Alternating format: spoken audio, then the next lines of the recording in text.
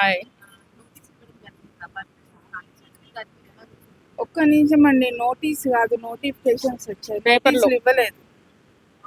Only పేపర్లో notification ఇచ్చింది. అది ఏమన్నారు, గాంధీ సరోవర ప్రాజెక్ట్ కింద మీ 10.34 ఎకర్స్ ఏదో తీసుకుంటున్నాము అని.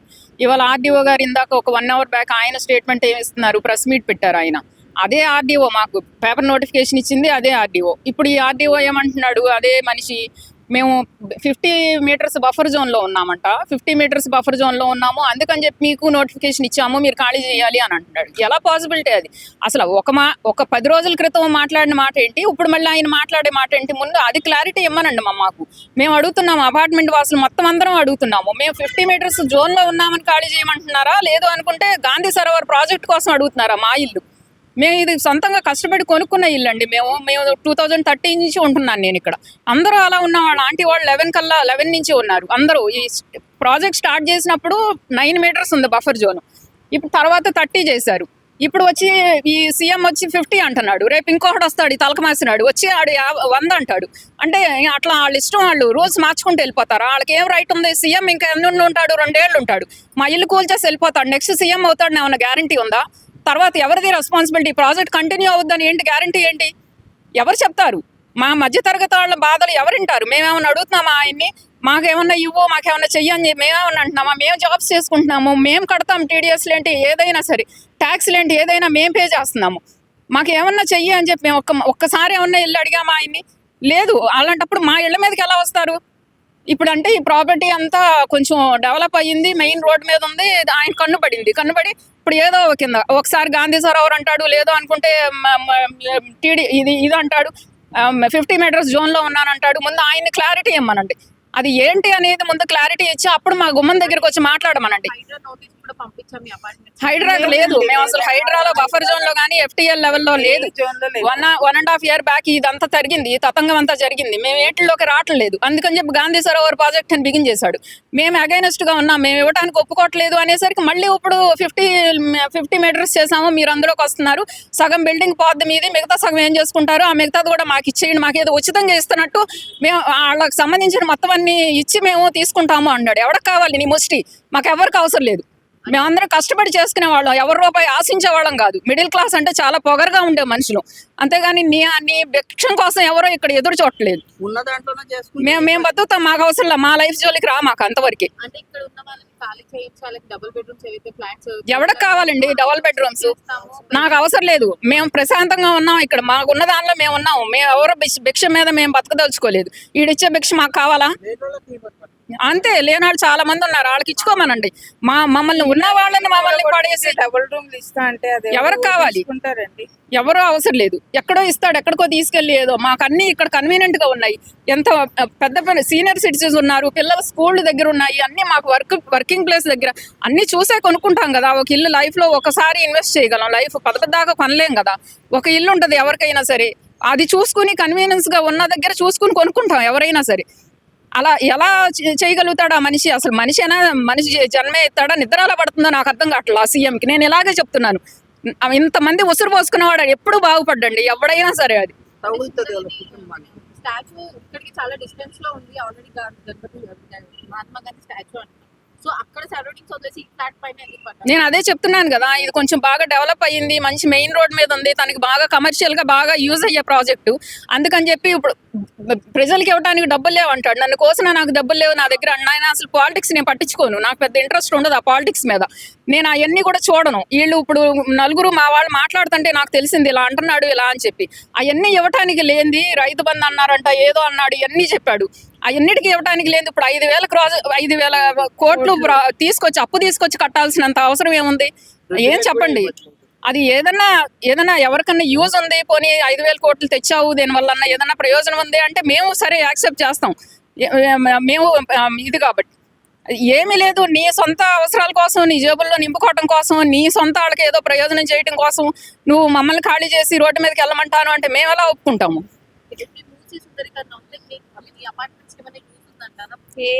అసలు మోసి అది మొన్న వర్షాలు వచ్చినాయి కదండి, అప్పుడు అన్ని గేట్లు ఎత్తారు, ఆ బస్ స్టాండ్ కూడా మునిగిపోయింది. అప్పుడు మా అసలు గట్టు దాటి బయటికి రాలేదు నీళ్లు. అడగండి ఎవరన్నా చూడండి, ఆ టైంలో అసలు నీళ్లు ఇంత బయటికి కూడా రాలేదు, అంత ఫ్లో వచ్చిన.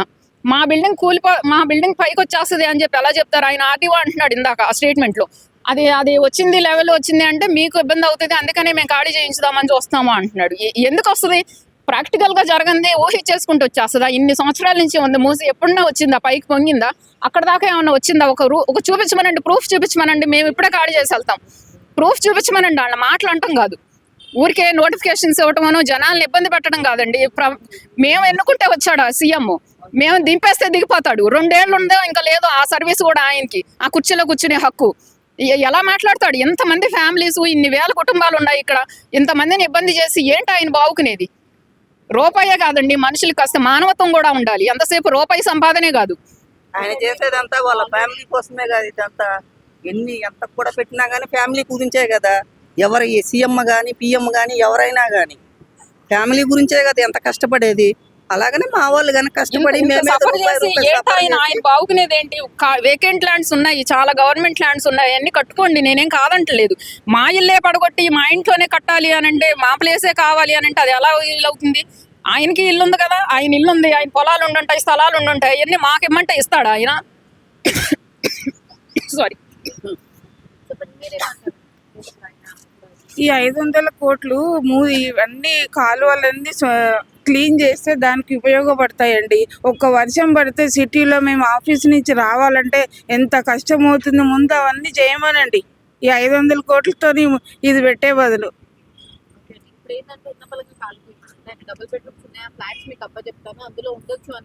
మేము అసలు ఏమి వెళ్ళామండి ఇక్కడ నుంచి. కాదండి, మాకేమన్నా ఆయన ముష్టేస్తున్నాడా? 2 బెడ్రూమ్ అని మేము ఇంత మంచి ఇల్లు వదిలేసేసుకొని వెళ్ళి 2 బెడ్రూమ్ లో మేము ఎలా ఉంటాము?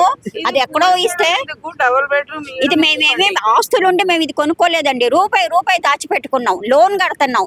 ఇప్పుడు 30 లక్షలు తీసుకున్నామంటే బ్యాంక్ లోన్లు మీకు తెలుసు 60 లక్షలు దగ్గర. దాన్ని మేము తినకపోయినా మాకున్న డబ్బుల్లోనే పొదుపు చేసుకుంటా బ్యాంక్ లోన్లు కట్టుకుంటా ఉంటున్నాం. అలాంటిది మమ్మల్ని నెట్టేసేస్తామంటే మేము ఆ లోన్లే కట్టుకోవాలా, పిల్లలు చదువులు చెప్పించుకోవాలా, బయటకు వెళ్ళిపోతే మాకు ఎట్లా? ఏది పాసిబుల్ మాకు అసలు? కాదండి, 1 నైట్ లో మేము వెళ్ళి జస్ట్ చూసుకొని కొనేసుకునే ఇల్లు అయితే ఇది కాదు. మాకు చాలా కొన్ని నెలలు తిరిగి దేనికి ఎక్కడ కన్వీనియంట్ గా ఉంటుందో చూసుకుని కొనుక్కున్న ఇల్లు ఇది. ఆల్ ఆఫ్ ఏ సడన్ ఎక్కడో ఇస్తానంటారు. అక్కడ మాకు ఆఫీస్ కానీ పిల్లల స్కూల్ కానీ అన్ని రకాలుగా మాకు కన్వీనియంట్ గా ఉండాలి కదా. ఇప్పుడు వచ్చిన ప్రాజెక్ట్ కాదు కదా, 2004, 2005 నుంచి స్టార్ట్ అయ్యింది. అసలుకి 50 మీటర్స్ లోపల ఉన్నారు అంటే ఎలా చెప్తారు? ఆ పర్మిషన్ ఇచ్చినప్పుడు కాంగ్రెస్ గవర్నమెంటేగా, స్టేట్ లోను సెంట్రల్ లో కూడా వాళ్లేగా ఉంది. రాజశేఖర రెడ్డి ఉన్నాడు, ఆడి తాత ఉన్నాడు, ఆడి బాబు ఉన్నాడు, ఎవడో ఉన్నాడు. ఇప్పుడు ఆడి కాంగ్రెసేగా ఉంది ఇక్కడ. వాళ్ళకి ఆ మాత్రం బుద్ధి లేదా? ఇచ్చినప్పుడు పర్మిషన్ ఇచ్చినప్పుడు తెలియదా వాళ్ళకి? ఇక్కడ ఎంతమంది ఇట్లా ఉంటున్నారు, ఇల్లు కట్టుకుని ఉంటున్నారు, రేపు ఇది ఏమన్నా వస్తే ఇది ఉంటుంది, వాళ్ళకి ముందు ఇవ్వకూడదు. మరి రిజిస్ట్రేషన్స్ ఎలా చేయించుకున్నాడు? ఎన్ని లక్షలు తిన్నాడు రిజిస్ట్రేషన్ ఫీజులు అని చెప్పి, అవన్నీ ఎలా తీసుకుంటున్నారు? రీసెంట్ గా మొన్న 3 నెలల క్రితం మా ఫ్రెండ్స్ ఒకళ్ళు చేయించుకున్నారు. రిజిస్ట్రేషన్ ఫీజు 3 లక్షలు చిల్లర కట్టారు వాళ్ళు. అదంతా ఎలా తీసుకున్నారు? అప్పుడు తెలీదా? అప్పుడు 50 మీటర్స్ జోన్ లో ఉన్నావు, 30 మీటర్స్ జోన్ లో ఉన్నావు. ఆ పర్మిషన్ ఇచ్చినప్పుడు ఎలా ఇచ్చారు అసలు? అలా లేదు అనుకున్నప్పుడు ఇవ్వకూడదు కదా. మోసి పక్కన ఉన్నారు, మేము ఈ బిల్డింగ్ పర్మిషన్ ఇవ్వని చెప్పి అప్పుడు ఉండాలి కదా. అప్పుడు లేని రూల్స్ ఇప్పుడు ఎలా వచ్చినాయి? అప్పుడు 9 మీటర్లు ఉన్నది, ఇప్పుడు 50 మీటర్లు ఎలా అయ్యింది? స్వప్రయోజనాల కోసం 2012 ప్రకారం 50 మీటర్లు. మేము గృహప్రవేశం చేసి 2012 కి ముందు. అయినా హైదరాబాద్ 3 వంతులు మునిగిపోతేనే కానీ మా అపార్ట్మెంట్ ములగదండి. ఇప్పుడు సడన్ గా మా మంచి కోసం మీరు మునిగిపోతారు అని చెప్పి మీరు వెకేట్ చేయండి అని సడన్ గా వచ్చేసారు అందరూ. మరి అదే చెప్తున్నాం, జోలికి రావద్దు. డెవలప్మెంట్ కి మేము మాత్రం ఎగనెస్ట్ కాదు. ఎక్కడైనా లేదు. ఇప్పుడు గాంధీ స్టాచ్యూ అవసరమా? ఇప్పుడు గాంధీ వచ్చి వాళ్ళ మనవడే చెప్తున్నాడు, మనవడే అంటున్నాడు గాంధీ స్టాచ్యూ అవసరం లేదని. చేసి కట్టడం వద్దని ఆయన మనవడే చెప్తున్నాడు కదండి. గాంధీ చెప్తున్నారు ఇప్పుడు గాంధీ స్టాచ్యూ కట్టి ఏమి చేయాల్సింది ఏమీ లేదు అని చెప్పి. ఆయనకు ఒకటే చెప్పండి, మా ఇంటి జోలికి వస్తే మటుకు ఊరుకునేది లేదు. మిడిల్ క్లాస్ ఫ్యామిలీ ఏదో తొక్కేద్దామని చూస్తున్నాడేమో కానీ మేము తెగిస్తే ఎంతకైనా వెళ్తాము. అందులో ఆడాళ్ళని ఎప్పుడు టచ్ చేయొద్దని చెప్పండి. ఆడాళ్ళు ఎంతవరకు అయినా వెళ్ళగలరు. మాకు ఒక గట్టు ఉంటుంది, ఆ గట్టు దాటి బయటకు వచ్చామా అంటే మమ్మల్ని ఆపగలిగే వాళ్ళు ఎవడో లేడు. ఆడు రేవంత్ రెడ్డి కాదు, ఆడు బాబు కాదు, ఎవరో ఉండరు. అది మటుకు చెప్పండి మీడియా ద్వారా. కొంతమంది టీఆర్ఎస్ వాళ్ళు కానీ బీజేపీ వాళ్ళు కానీ వచ్చి మీకు సపోర్టెడ్ గా మాట్లాడుతున్నారు అని అంటున్నారు. వాళ్ళు వచ్చి మీకు ఏం చెప్తారు? వాళ్ళు వచ్చినా ఏమంటారండి, మేము ఏమీ ఉండదో మేము సపోర్ట్ చేస్తామని అంటున్నారు. ఎంతవరకు వస్తారు? అందరూ పొలిటికల్ వాళ్ళు ఒకటేనండి, అందరూ అన్నదమ్ములు అక్కచెల్లెళ్ళే వాళ్ళంతా. ఎవరు మాకు హెల్ప్ చేసి మమ్మల్ని మేమన్నా ఆపద వచ్చింది అంటే చేసేవాళ్ళు ఎవరు ఉండరు. వాళ్ళ స్వప్రయోజనాలు అంతవరకే. ఇవాళ ఈ గవర్నమెంట్ ఉంది, రేపు ఇంకో గవర్నమెంట్ వస్తుంది, రేపు ఇంకోటి. వాళ్ళ ప్రయోజనం అంతే. మాకు మేము నిలబడాల్సింది అంతే తప్పించి ఎవరి మీద పెట్టుకుని హోప్ పెట్టుకుని మేము కూర్చోలేదు ఇక్కడ. ఈడవడ వస్తాడు, ఆడవడ వస్తాడు అని. ప్రాజెక్ట్ గాంధీ ప్రాజెక్ట్ ఎలా చేస్తారండి? ఇది బఫర్ జోన్ అని చెప్తున్నారు, మరి ప్రాజెక్ట్ మాత్రం ఇది బఫర్ జోన్ కదా, అప్పుడు ఎలా పెడతారు? ప్రాజెక్ట్ ఎలా చేస్తారు ఇక్కడ? అప్పుడు అది మునుగుతుంది కదా. అప్పుడు అది ములుగుతుంది కదా, దాని చుట్టూ ఇంకేం చేసినా అవన్నీ ములుగుతాయి కదా. హామ్ అంటూ జరిగితే మరి ఆ ప్రాజెక్ట్ కూడా హామే కదా. ఇప్పుడు బస్ స్టాండ్ ఉంది, బస్ స్టాండ్ మొన్న నీళ్లు వదిలినప్పుడు అన్ని మొత్తం అన్ని గేట్లు ఎత్తారు. గండిపేట ఏదో వరదలు ఏదో వచ్చినాయి అని చెప్పి అప్పుడు బస్ స్టాండ్ మునిగిపోయింది. ముందు బస్ స్టాండ్ కోలగొట్టమనండి, బస్ స్టాండ్ కోలగొట్టి ఆ తర్వాత మా బిల్డింగ్ దగ్గరికి రమ్మనండి. ఫస్ట్ అదే కదా మునిగింది. మేమే మునగల, మేము బయటే ఉన్నాము. మరి అది మూసీలోనే ఉన్నప్పుడు దాన్ని తీయమనండి, దాన్ని తీసేసి వేరే ఇంకెక్కడ కట్టుకోమనండి, కట్టి అప్పుడు మా దగ్గరికి రమ్మనండి. నేను ఇదే సవాల్ చేస్తున్నాను ఆయన్ని. అది మునిగింది, మేమేం మునగలేదు, మేము బయటే ఉన్నాము. అది 50 మీటర్స్ లోపేంటి, అసలు మూసీ నదిలోనే ఉంది ఆ బస్ స్టాండ్. దాన్ని తీయమనండి ముందు, దాన్ని తీసేసి వేరే ఇంకో చోట కట్టి అప్పుడు వచ్చి మాట్లాడమనండి. మా ఇంటి గురించి అడగమనండి, మేమే ఇచ్చేస్తాం. అప్పుడు ఆయన అడగవసరం లేదు ఇంకా. సోనియా గాంధీ మెప్పు కోసమే రేవంత్ రెడ్డి ఇవన్నీ చేస్తున్నాడు అని చెప్పేసి కొంతమంది అంటున్నారు. దాని గురించి మీరు ఏమంటారు? ఏమో అండి, ఇంకా మనకెంత మాకు తెలియదు అంత. ఏమో ఎవరు ఏం చేస్తున్నాడో అవన్నీ మాకు అవసరం తెలియదు కూడా. మేము హౌస్ వైఫ్ అండి, ఇంట్లో ఏదో ఉండి మా పిల్లల్ని చదివించుకుంటే ఏదో మా ఉద్యోగం మేము చేసుకుని వచ్చేవాళ్ళం. ఇంత రోడ్డు మీద పడేసి ఇట్లా ప్రతిరోజు ఎవరో ఒకళ్ళు వస్తున్నారు, ఎవరో ఒకళ్ళ ముందు ఇలా ఆక్రోశం కక్కుకోవాల్సిన అవసరం మాకు లేదు. ఈ మనిషి తీసుకొచ్చాడు ఇలాగా. మేము ఓట్లేసి ఎలక్షన్స్ లో గెలిపించాము. ఈయన్ని గెలిపిస్తే మమ్మల్ని ఇట్లా చేస్తున్నాడు. అదైతే పద్ధతి కాదు. ఆ మనిషికి ఎంతమంది ఆక్రోశం అయితే కొడద్దని చెప్పండి, అదైతే తప్పకుండా తగులుద్ది. దేవుడు అనేవాడు ఉంటాడు. ఇంతమంది ఇప్పుడు ఇందాక నేను వీడియోలో చూసాను, కర్మాన్ ఘాట్లోనో ఏదో అనుకుంటా, ఎవరో ఇల్లు తెల్లారుజామున వెళ్ళి అంతా కూల్చేశారంట. రోడ్డు మీద ఉన్నాము, మాకు అసలు ఫ్రెష్ అవడానికి కూడా లేదు, ఏదో తెలిసిన వాళ్ళ ఇళ్లలోకి వెళ్ళి స్నానాలు చేసి వచ్చి మళ్ళీ ఇక్కడే కూర్చున్నాము అంటున్నారు. ఇవన్నీ పాపం కాదా? ఆ మనిషికి తగలదా? మేము మనుషులం కాదా? మేమన్నా చెట్టు పుట్టలమా? మేము మనుషులమేగా, మీతో పాటు మేము ఈ గాల్లో ఈ ప్రపంచంలో ఉన్నవాళ్ళమేగా. ఈ దేశంలో మా బాధ్యత చూడాల్సిన ఇది లేదా నీకు? రాజకీయ నాయకుడిగా ఏంటి? ప్రజల ఉపయోగం కోసం, ప్రజల ప్రయోజనార్థం కోసం మిమ్మల్ని ఎలక్షన్లో నిలబెడతాము, మేము గెలిపించుకుంటాం. మాకు ఏదైనా మంచి చేస్తావేమో, మంచి చెయ్యకపోయినా పర్లేదు, మాకు చెడు చేయి. మాకు